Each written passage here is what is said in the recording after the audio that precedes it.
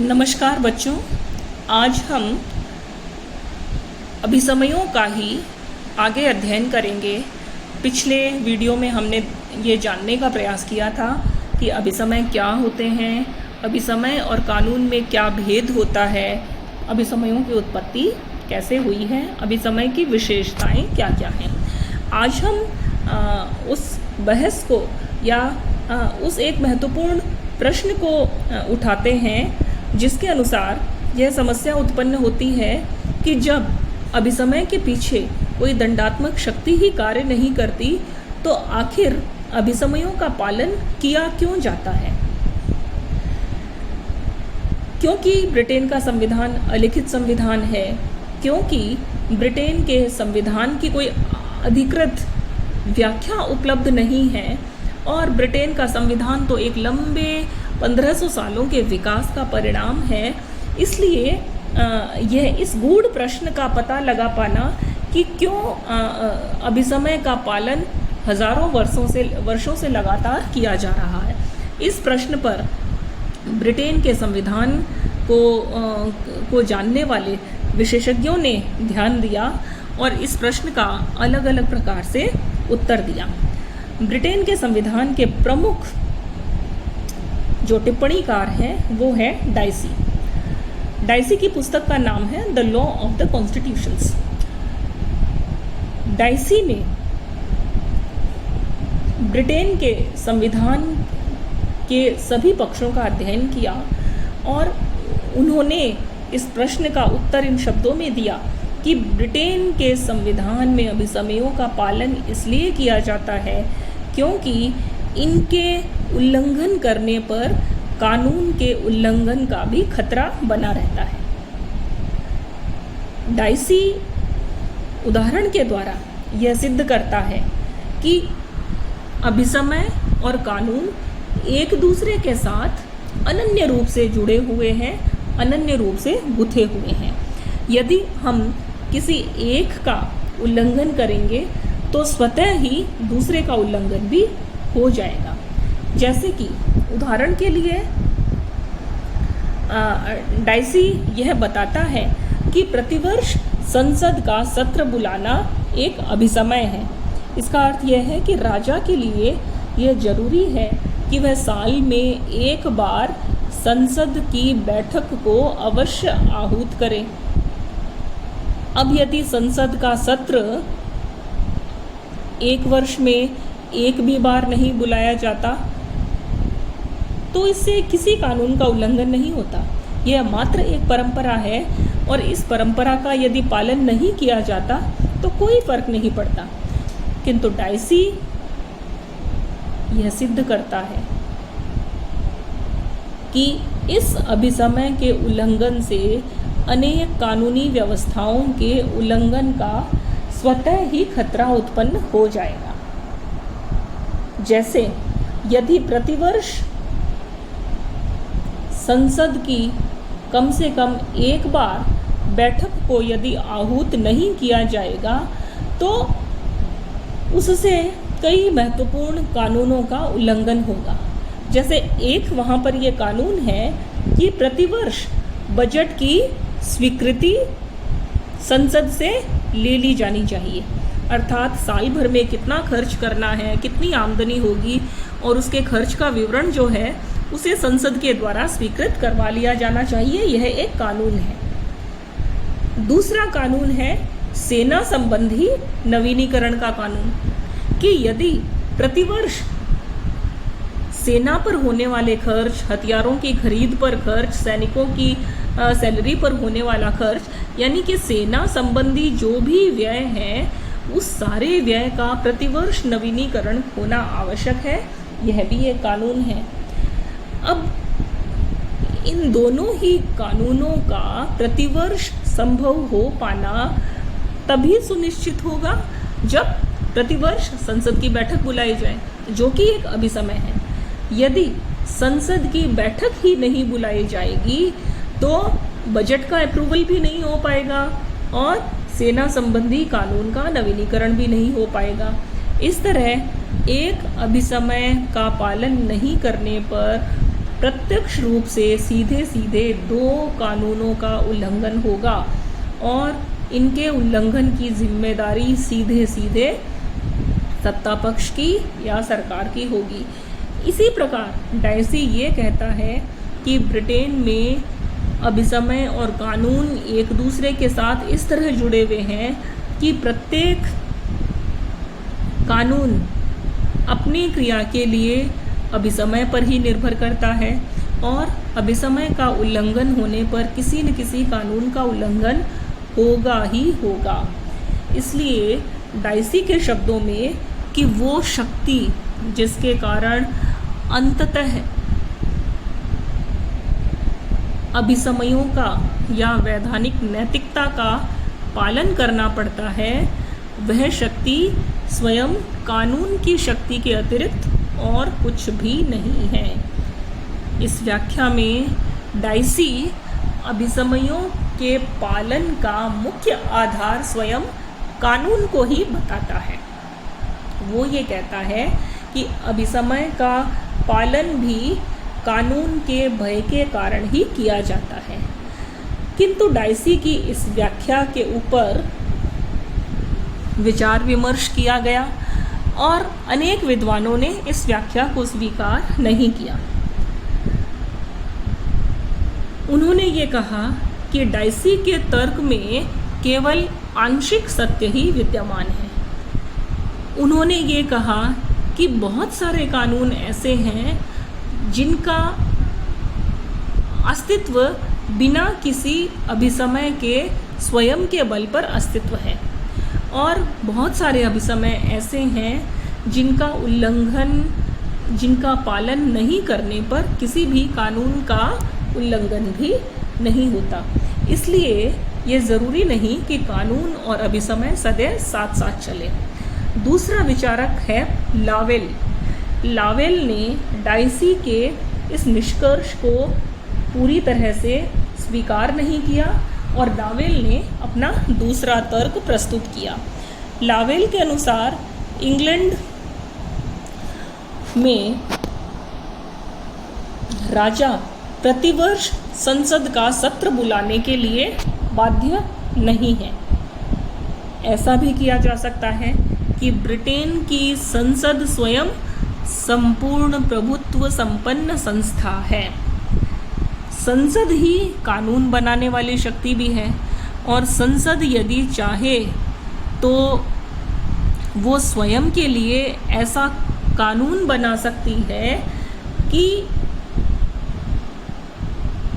Budget संबंधी व्यवस्थाओं को एक साथ 5 वर्ष के लिए स्वीकृत कर दे या सेना संबंधी कानून के नवीनीकरण की समय सीमा भी बढ़ा करके 5 वर्ष कर दे।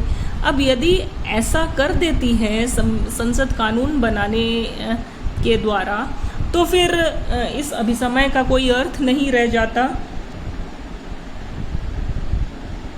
कि संसद का सत्र प्रतिवर्ष बुलाया जाए।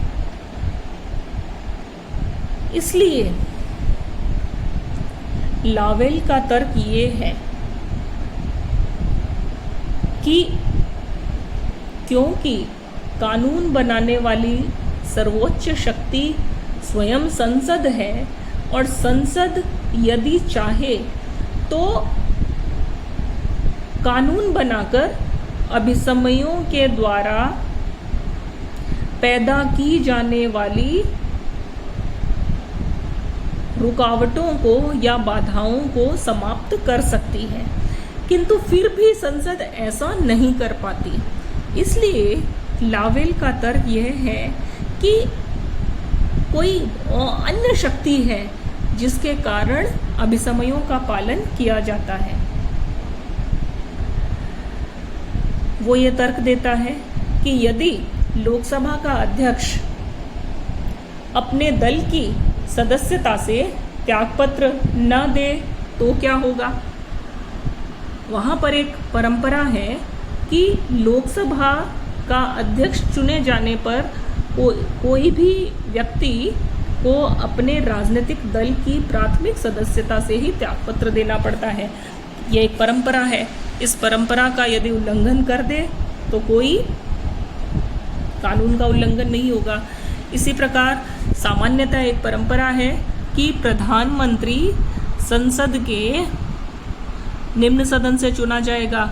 यदि इस परंपरा का भी पालन न किया जाए और प्रधानमंत्री को लॉर्ड सभा से चुन लिया जाए तो भी किसी कानून का उल्लंघन नहीं होगा। इस तरह से बहुत सारी परंपराएं ऐसी हैं जिनका पालन नहीं करने पर किसी भी कानून का उल्लंघन नहीं होता है। इसलिए लावेल की व्याख्या ये है कि अभिसमयों का पालन इसलिए किया जाता है क्योंकि उनके पीछे जनमत की शक्ति कार्यरत है या उन्हें जनमत का परंपरागत समर्थन प्राप्त है। अंग्रेज जाति अपनी प्रथाओं को कायम रखने के लिए दुनिया में जानी जाती है और अंग्रेज़ों को अपनी प्रथाओं से, अपनी परंपराओं से इतना प्रेम है कि वो अपने जीवन की अनेक विसंगतियों के बावजूद भी इन परंपराओं को स्वीकार कर लेते हैं।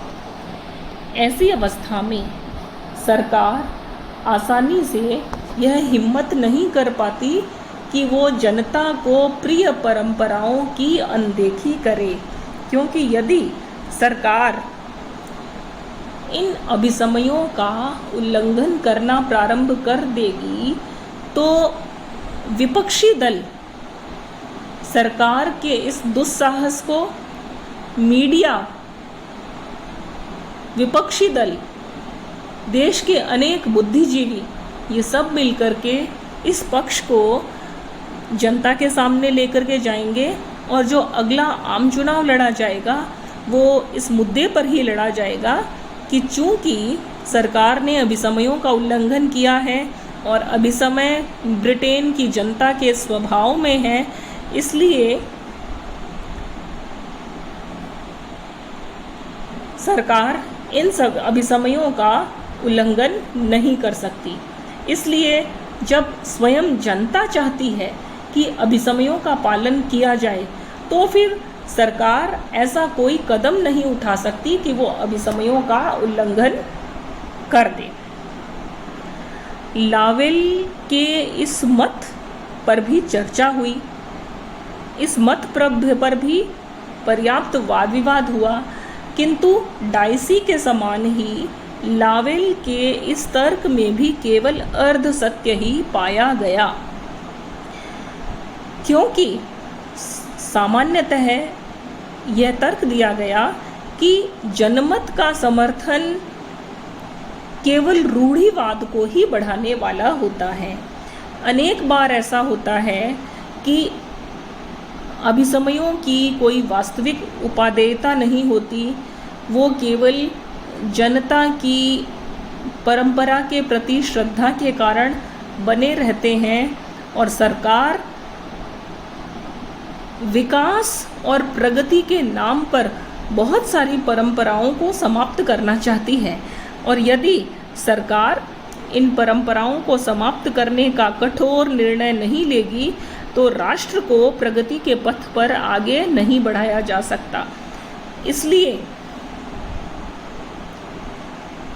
जनमत के समर्थन का आधार तो केवल रूढ़िवाद है और केवल रूढ़िवादिता के आधार पर अभिसमयों को नहीं बचाया जा सकता।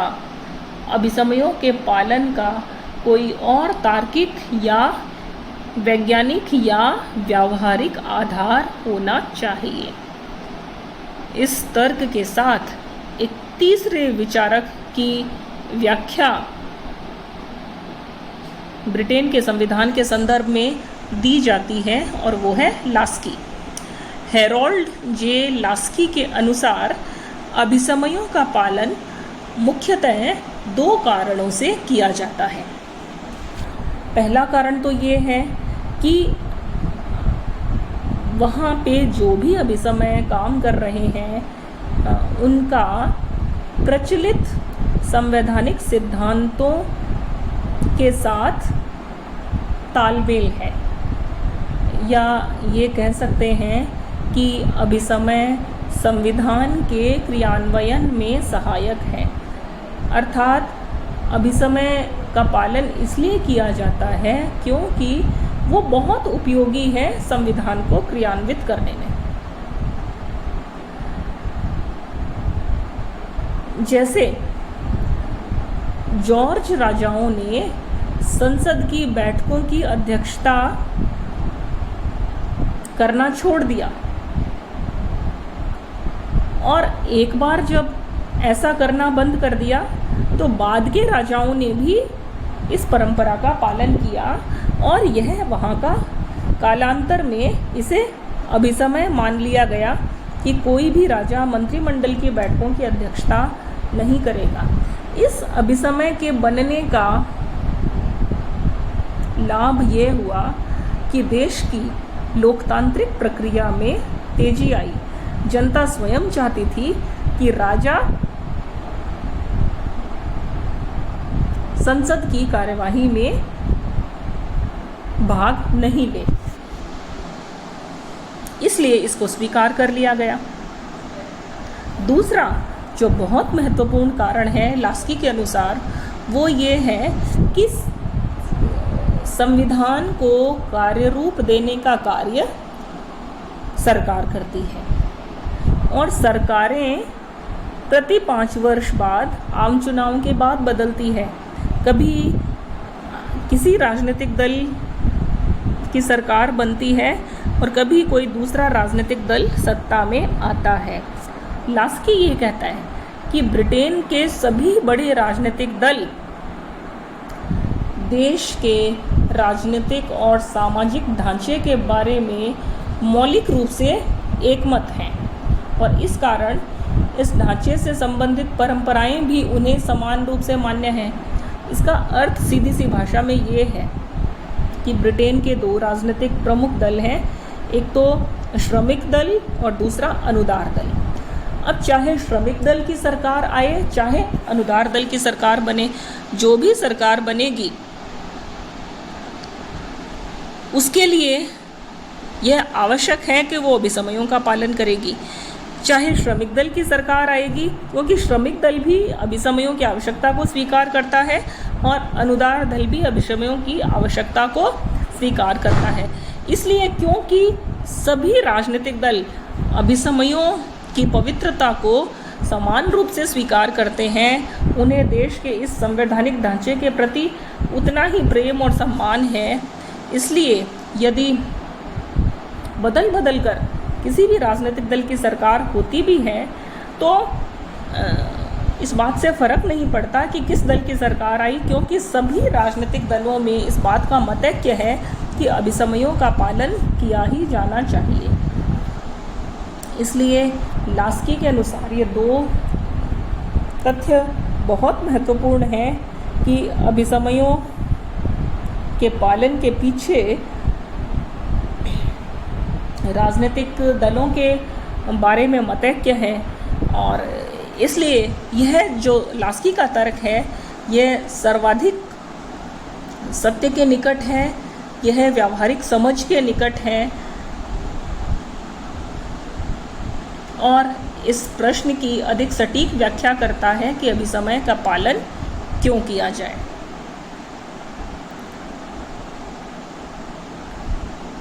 अगले वीडियो में हम देखेंगे कि अभिसमय कितने प्रकार के हैं और उनका वर्गीकरण किस प्रकार से किया जा सकता है। धन्यवाद।